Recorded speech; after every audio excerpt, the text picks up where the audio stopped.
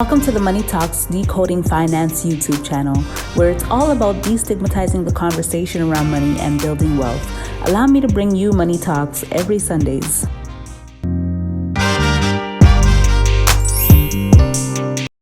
Thank you, Zach, for being back with us for part two, talking about credit and debt, and I'm going to dive right into it. Sure. Before I got into this profession, I had really zero clue about different forms of restructuring debt. Outside of bankruptcy, which I really had bare bones of knowledge on, I had no clue of what restructuring debt really means. So can you elaborate and tell us, what does it mean to restructure your debt, and what are forms to restructure it? Sure. Again, if we take a high-level view, restructuring is like repackaging the debt. Ultimately, you're changing the terms of your debt. So if someone owes X amount of dollars on a credit card, of course, the regular terms are they will make at least minimum payments or more on a monthly basis at this much interest, and that's that. Restructuring involves, first of all, taking, in most cases, all or most of the debts and consolidating them together. So it is a form, it often involves consolidation. Right. But we're ultimately changing the terms, and by that meaning we're trying to get rid of or reduce the interest. In our case, get rid of the interest and also significantly lower the amount owed. So it's almost like a professional athlete renegotiating their contract right. in the middle of the season. We're saying, look, the current terms aren't working. We need to repackage this so we can get on with our lives. Pretty much, that's the simplistic way of saying it. Right. And just for those who don't really understand what consolidation means, it's really taking multiple loans and kind of putting it and piling it up together so we can reduce the amount of interest that you're paying, and then hopefully, if we can chop some of that debt amount down, then the principal amount reduces as well. Yeah, and you have one bill. And to answer the second part, the most common forms of restructuring you'll see are bankruptcy, consumer proposals, and settlements, or sometimes called an informal proposal. Right. Those are the most common forms. And we talked about settlements in our last episode. So if you guys want to know more about settlements, I would really advise that you check back our last video. We really went into depth about resettling debts, formal and informal ways as well. Actually, one thing that I forgot to ask you in the last episode, and I tell my clients this all the time, is to make sure you get everything in receipts when you do settle. Yes. Make sure you get them to write you a letter saying that you have agreed to negotiate this loan. And once you've paid it, make sure you get the receipt saying that you have paid it. Because I've heard situations where collectors or whoever you're in debt with will come back. That's known as if you want the technical term, that's the full and final release. Right. And you literally want to frame it, because that can happen. What sometimes happens is you negotiate a deal with the collector and you settle, and then the original creditor comes back on you later on, and vice versa. You may do an end run around the collector, settle something with the original creditor, and the collector says, I know nothing about this. Where's your proof? Oh, now you're trapped. So keep it, frame it, make it a family heirloom just because, you want it. Yeah, for sure. So what is the difference between a consumer proposal and a bankruptcy? Tremendous difference. And I'm glad you asked that, because a lot of people think they're the same thing. Right. So the first thing to understand is, why do people think it's the same thing? Part of it is just misinformation. Part of it is half-truths.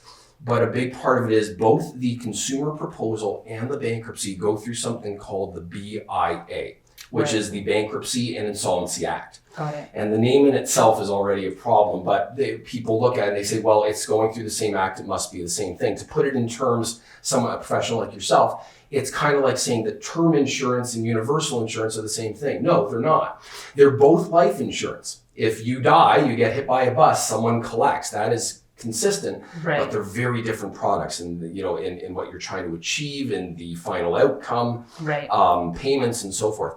So the primary difference, and again, I'm keeping things high level, otherwise, we'll crash land into the next few people who are supposed to come here. If you want to keep it simple, think of bankruptcy as a formula. Think of a proposal as a contract, an agreement. Okay, so everything with restructuring is based on the what if, and the what if is what would happen if this person went bankrupt. And a simple way to think of bankruptcy is, well, the first thing to understand is bankruptcy is not free. Okay. Everyone thinks it is. And you hear this all the time. Why should I do a proposal and pay all this money when I can just go bankrupt for nothing and it'll have the same impact on my credit? That entire statement is wrong. Okay. Everything about that statement is completely the opposite of reality. The good way to think of a bankruptcy is think of it as a formula. What do you make and what do you own? That's the first thing. So, for example, let's say you had to go bankrupt, okay? They're going to look at you and they're going to look at your assets. And you may say, well, I have a tax-free savings account with $2,000. Well, that's your creditors now. It belongs to theirs, or you have to give the cash equivalent. Your RSP is protected except for what you put in over the last 12 months. Do you have a child with an RESP? That's up for grabs too. Do you have equity in a house? That is up for grabs. And you'll hear people say, but I know someone who went bankrupt and they kept their house. Yes, they did, but they still had to settle on the equity in the house. Right. The second thing is they're going to look at your income and they're going to base your income and they're going to compare it to a table. Right. Pretty much. Not that. Okay, just in case. That wasn't an attempt at a cheap joke. I mean, seriously, I realized what I just said. But they're going to look at that and they're going to say, well, look, you make X, but you're only supposed to make this, so you have to pay what's known as surplus. Right. And it can get surprisingly expensive. And everyone's worth something in a bankruptcy. Some people, it does happen, are worth zero in a bankruptcy. And other people are worth 10 cents on the dollar, 14 cents on the dollar, 28 cents on the dollar. Okay. And the bankruptcy is also a moving target. Okay, if you're bankrupt and you're going through the process, if it's a first-time bankruptcy, you're looking at 9 to 21 months, depending on income. If it's a second, third, eighth bankruptcy, you're looking at 24 to 36 months. If your income changes, the amount you pay into your bankruptcy changes, both on the up and down. You make less, you pay less. You make more, you pay more. Okay. Tax. So it's kind of like when you're on government assistance or W, Yeah. or if you're paying housing rent, it fluctuates based on your income. It's not a bad example, yeah.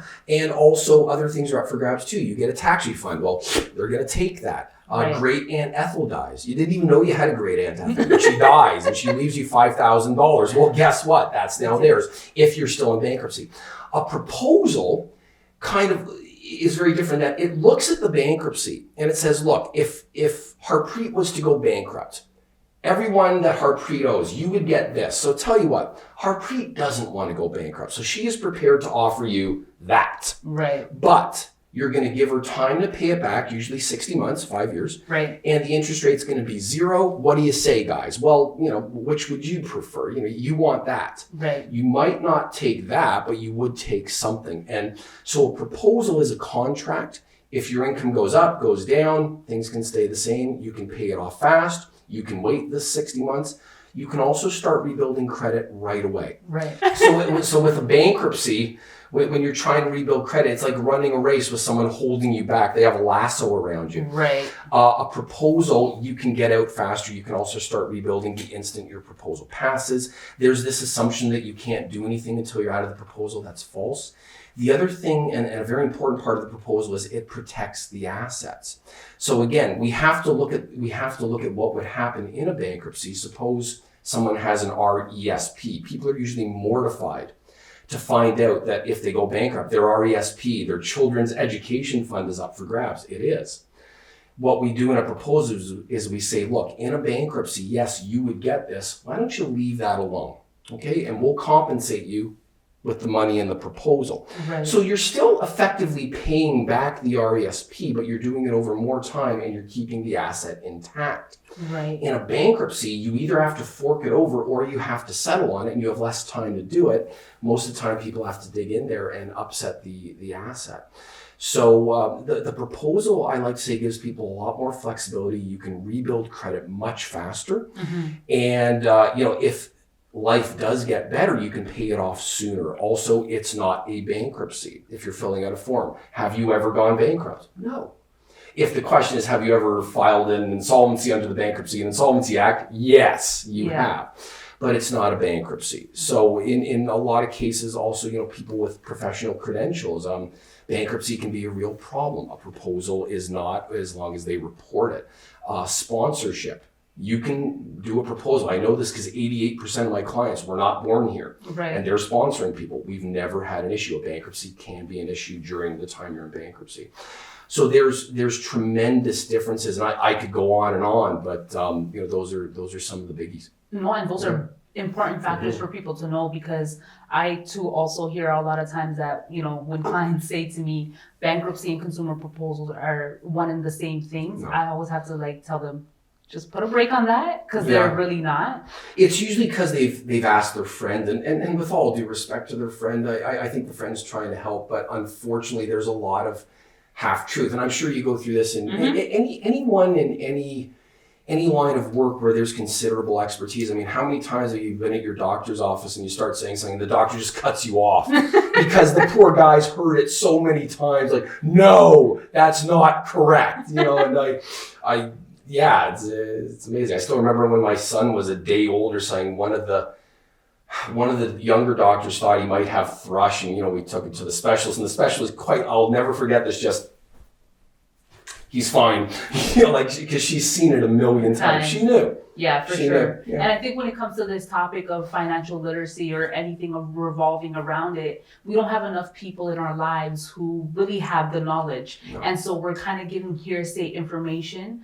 And then there's a whole bunch of misinformation and miseducation floating around. And I think this is why it's so important for channels like mine to really get people educated, because we're trying to give people the right and accurate information. Yeah, well, it's also, let's be honest, nobody wants to think of this stuff. Right. Nobody wants to think about life insurance. Nobody wants to think about car insurance. These aren't things that we enjoy. Right. And so as a result, you do end up with these misconceptions.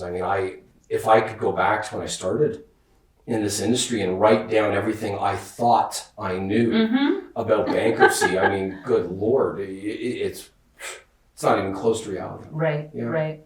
So when would you say is a good time or a right time for somebody to think about doing a consumer proposal? Is there a right type of client for this? There's no perfect answer because every case is different. What tends to happen is the trigger tends to be either the person has the foresight to realize they're trapped or things are only going to get worse. But what tends to propel someone into my office is what could best be described as spiraling. And by that I mean is if you look at the challenges that come with debt, it's not the debt in and of itself that causes the problem. It's the cost of the debt. Right. So, perfect example, if let's say someone owes about $30,000 credit cards, chances are that person, depending on the breaks, will pay anywhere between $400 and $800 a month just to keep the creditors off their back. That's the minimum payment, or maybe minimum payment and slightly above. Right. If that person makes $50,000 a year, what is that? About $3,200 or so, $3,300 a month. Okay, so you're making $3,300 a month. You're paying about $600 a month. That leaves you with $2,700 to pay rent, put food on the table. Maybe you have a car, make payments on the car, put gas in the car, insure the car. Right. All of a sudden, your budget's like this, or the spiral really comes when all of a sudden you can't get by. Right. And the only way to make ends meet is to use your credit card or your line of credit or get a loan, which increases the debt, which increases the payment, which increases the shortfall, and you see where this is going. Right. And it's really amazing if you look at anyone who has gotten to the spiral stage, and you were to chart it on a graph, it always just sort of starts like this, and all of a sudden it just flies. Because they get to this point where the only means of survival is using the debt. And that's when you're trying to get every credit card under the sun. Yeah. And you really don't know what to do. So at that point, you can't, and this is why I have a problem with a lot of these shows that just show people tightening their belts. You can't budget your way out of a spiral. You either need to massively increase your income or drastically cut expenses, or a combination of both. And even then, how often does someone go from making $50,000 to making $90,000? Usually not overnight. And even then, it's a real challenge. And how much money, even if you could do it, how much money are you going to spend paying off that $30,000 when the bulk of it or all of it is revolving credit? Right. At a certain point, it's a cost benefit analysis. Yeah. At what point am I spending so much money just for the glory of keeping my credit card? Yeah. That's really, so that's the best time. The real answer to that is, come to my office as quickly as possible. But no, so what tends to propel people in is the spiraling. Yeah, and I always tell people that, as an advisor, I'm not a miracle worker because sometimes people think that's what you are, right? And I always tell them that it really boils down to the cash flow. What is coming in every month? What's going out? Is there any surplus or is there a deficit? Because there's only two solutions to that: either increasing your cash flow in terms of your income, or managing our expenses better. But the thing is, a lot of times, especially when we're making, an average Canadian is making about $45,000 annually. And think about the cost of living in the GTA alone. So even if you were spending frugalously on other areas, how much can you really cut back to be able to tackle the debt that we have, especially when we come out of school with student loans, and life does not get any easier. You think you're going to get this grand job with this grand income, and you realize really quickly that you have to start from the bottom in most cases at $40,000-$50,000 jobs. And when you have a $30,000-$40,000 loan, and then you keep on going on life building, trying to reduce your responsibilities, but in fact you're carrying on more debt because now you want to buy a house, and there's the car payments and all these other things. And it's really about how much are you drowning in debt, and if this makes sense to you. Because I'll have like different extremes of the spectrum in terms of clients. Sometimes someone has maybe like $5,000 of debt, and they're like, I love the idea of reducing my debt between 60 to 80%, and they're like, I want to do this. It's all relative. Right. I mean, one of the great ironies of what I do is nearly everyone who walks into my office, it's like, am I the worst you've ever seen? It's like, no. You're not even close. But to each his own. Everyone just assumes that their situation must be, because they are embarrassed, and I understand it. There's no need. I always say to them, I'm like, just tell me everything. You can't possibly make me blush. Like I've seen things that, yeah. But everyone. I mean, look. If you make $150,000 a year and you have $12,000 or $22,000 on your credit cards, you don't need me. As much as I'd love to have everyone in the world as a client, we have to be honest. And every month, this just happened recently. Every month, anywhere from 1 to 5 times, I'll be sitting with someone and I'll say, listen, I think I'm the second prettiest girl at the dance here. You can. Have you tried to get a consolidation loan? A lot of the time we're trying to explain to people why a consolidation loan won't help them. Right. They're just trading one debt for another and still paying the same amount. They've just converted revolving credit to term loan. But there is the odd person where I'll look at them and I'll say, you're maybe they're young and now they're making more and they've managed to work down some debt. And I'll say, you know what? When you're going through hell, keep going. Right. Like one of two things is going to happen. You're either going to pay this down or it's going to get worse. Right. And if it gets worse, hey, you know where I am? But if it doesn't, keep fighting. And it's better to tell them that than to say, no, you gotta. You don't want to operate on someone who just needs a couple of antibiotics or something like that. Or not a couple of antibiotics, a week's worth of antibiotics. There's no need to operate. So. Yeah. But a lot of people do need the surgery, and hey, you come out looking better. Exactly. So, No, absolutely. And so many of my clients that I've referred to you honestly have had great experiences. Wonderful. They feel like a ton of bricks have been lifted off their shoulders. They can sleep better at night, because debt is one of those things that is like, it is literally shackles. Like anytime that you think about doing anything, it's like that's in the back of your mind. You can't take a vacation. You can't think about building. And that's just kind of leading into the next question, is that a lot of millennials are thinking about home ownership, but it's getting really, really difficult with the large down payments that are required, but the fact that our income is not growing, and the large amount of debts that we're carrying around, right? And so sometimes I have situations where I have clients who are perfect for a consumer proposal, but they're really concerned about how this is going to impact their eligibility to be able to buy a home in the future. Sure. So would you be able to kind of elaborate and touch on that? What you just described it's very real, it's very unfortunate, but it's putting the cart before the horse. Right. And this is delicate. I understand the desire to own a house. I own a house myself. There was a time I was actually much younger than I am now. I'm not an old fart, but I mean, it blows my mind. My wife and I will be celebrating 25 years since our first date. Congratulations. In December. I said, 25 years? My God, what are you kidding me? Time flies. Oh, horrible. I was only balding then. I wasn't bald.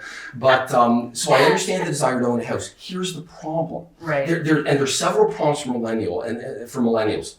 And the first thing I would actually say is, this is a whole other episode if you want, but don't ever let a baby boomer shame you for not owning a house at 25. Okay, if you're a millennial, you are effectively known as Generation Screwed. Okay, and it's not your fault. Yeah. There are other things that are millennials' faults. I'm not going to let them off the hook entirely, but I've actually become quite sympathetic to their plight. Right. It's very unfair what's happened. But getting back to your question of buying a house, the reality is, in order to own a house, yes, you need decent credit. Not amazing, decent. We're looking 650, 680, which is decent. It's not outstanding, but it's decent. Here's the problem: you need a down payment. Yeah. And this is what everyone forgets. And I see it all the time. I'll sit with someone and I'll show them how I can take the $60,000 of debt and convert that to $15,000. Oh, that's amazing. Is this going to affect my credit? And I'll say, yeah, but I'll help you get it back. And but I really wanted to buy a house in 3 years. Now, my immediate impulse is to grab them and shake them and go, what are you thinking? You're 60 grand in debt, man. But, fortunately, I'm able to control myself most of the time. I don't know how this looks on camera, but I think, my God, this guy's a nutcase. But I just hear it all the time. The reality is, I'll look at them and I'll say, do you have a down payment? And the most common response is not no or not, well, I'm working on it. It's, huh? It's true. And it's like, how are you going to pay for this house? And what I try to explain to them is, look, right now, you don't have a down payment, and a large reason for there could be several reasons for that. But the predominant reason is every month you're shelling out $6,000, $8,000, $1,000 to pay for this debt. How are you ever going to come up with a down payment? And I have to tell them, I say, look, especially if you're planning on, first of all, I recommend getting the hell out of the GTA. But secondly, if you're going to stay in the GTA, I will have your credit back long before you have a down payment. That's true. Unless you have a rich uncle or mom and dad or co-signing or something like that. And it's a tough sell because, first of all, they have a dream. I understand wanting to own the house. Secondly, they have been told by everyone, and by everyone I mean family, friends, co-workers, the really nice mortgage broker who, and look, a good mortgage broker is worth his or her weight in gold. I believe that. Highly recommend them. But they've been told, oh, you do that, I can't get you a house. You can't get a house now unless you do what we were discussing before, borrow your down payment. Right. At which point, what was the point? Exactly. So in a lot of cases, I have to explain to them, look, this, if anything, it sounds ass backwards, but doing the proposal will get you closer to the house because in the meantime, instead of all your cash going out the window, more of your cash will stay with you. Put that aside for the down payment. Start rebuilding credit. Right. Most lenders will want to see 1 to 2 years of removal. You can get there, but you got to be realistic. Yeah. And you know what? I mean, you look at the GTA where even now with all this nonsense going on, the prices are still going up. And I say to people, tell me which house you're interested in right now. And you want it in 3 years, what's it going to be worth in 3 years? Yeah. If we assume 10% year over year appreciation, it's just, it's awful. Yeah. It's awful. Houses don't follow the laws of supply and demand. No. If you like apples and apples get a little expensive, you'll switch to bananas or grapefruit or something like that. When houses go up, what's the response? We got to buy a house now. We got to go now. If we don't buy now, we'll never own a house. Well, I understand, but it's self-defeating. Yeah, no, for sure. And I kind of talk to people about this all the time. And, that your principal resident usually isn't an investment. It's more of a liability, right? Yeah, and it could be an investment, but it's crazy. Look, I own a house. I won't move. Now I'm lucky. I have a small family. Okay, right. It's myself, my wife, and an 8-year-old. Yeah. And he will be rather large, but not for a while. At some point, I won't want to share a washroom with a 13-year-old, but I can think of worse things. Right. They get away with it in 9/10 of the rest of the world. But I won't move because I look and I say, look, even if I pocket all the cash from my house, if I want to trade up, like really trade up, not just an extra 100 square feet. Right. I want to trade up. I'm looking, and now I have a mortgage of $600,000. Yeah. And I'm 43 and relatively established, and I make a decent living, and so you're 26, and you're starting from nothing. Good Lord.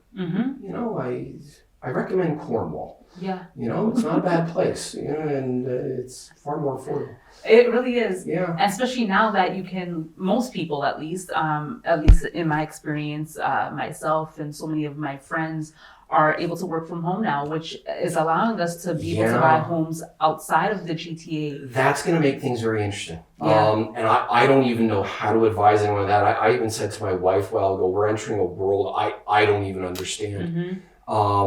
I expected it to get here at some point. I think what's going on is just accelerate everything. Like, I don't know about you, but I would walk around a mall and think to myself, wow, clothing on shelves, how quaint. It just seemed this is going to all disappear, but I figured we had 5-7 years. Honestly. Not 5 months. Yeah.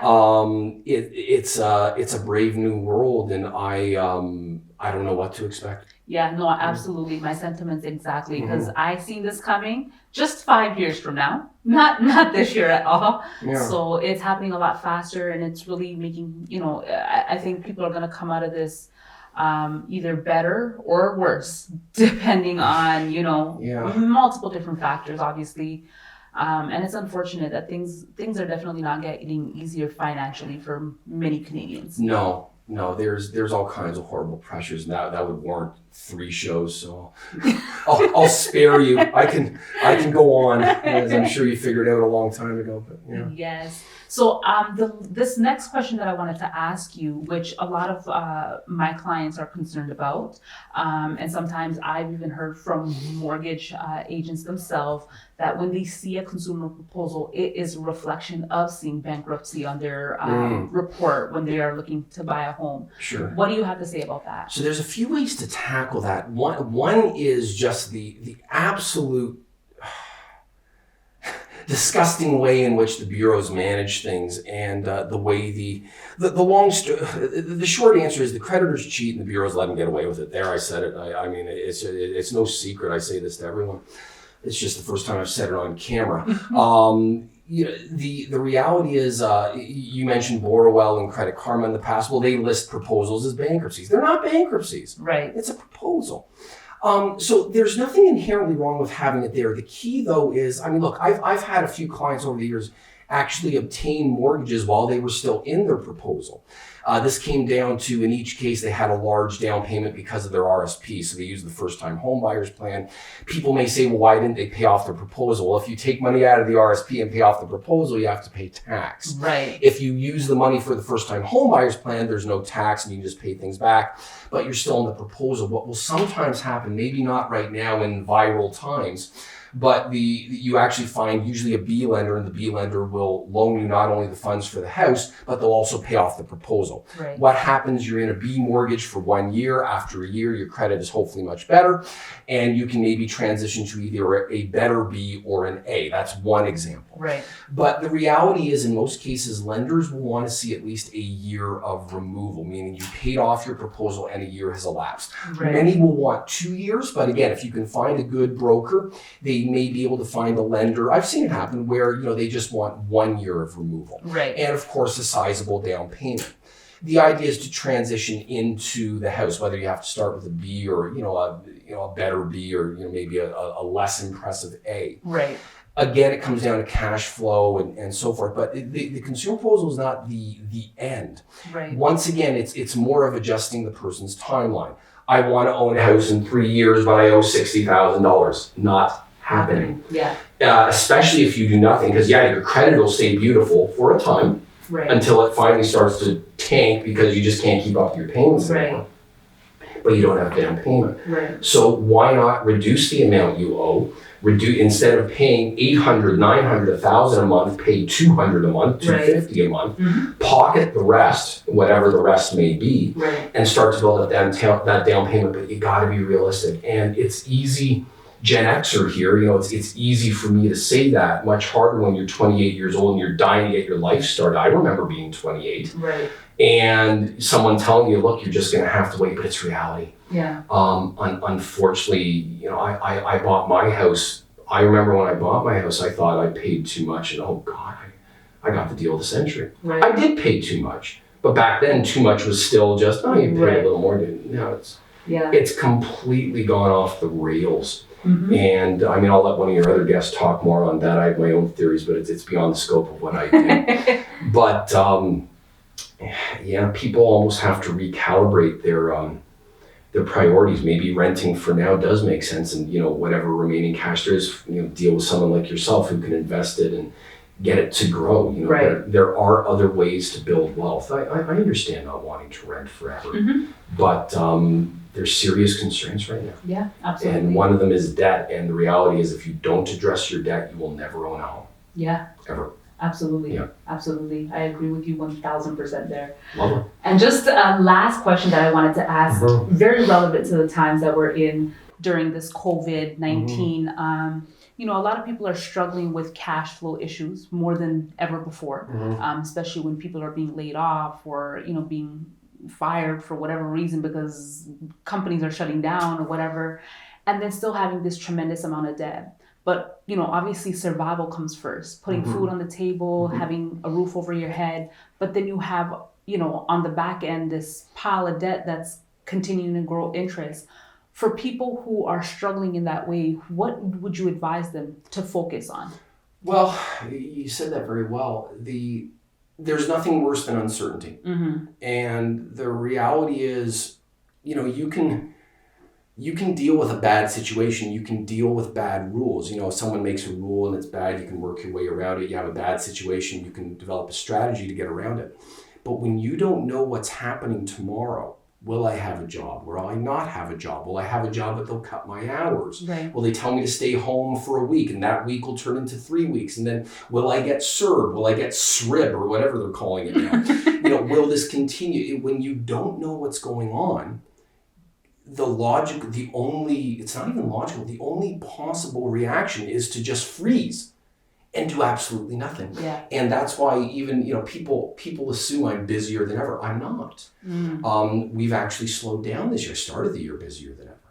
But a lot of that has to do with people being frozen in their tracks because let's be honest, if you're drowning in debt, but you still have room on your credit card and you don't know what tomorrow will bring, you're going to milk that credit card for all it's worth. And I don't blame you. As much as I'd like to say, come on in, as much as I can help that person reduce their debt from here to here, get them into a better state, everything wonderful.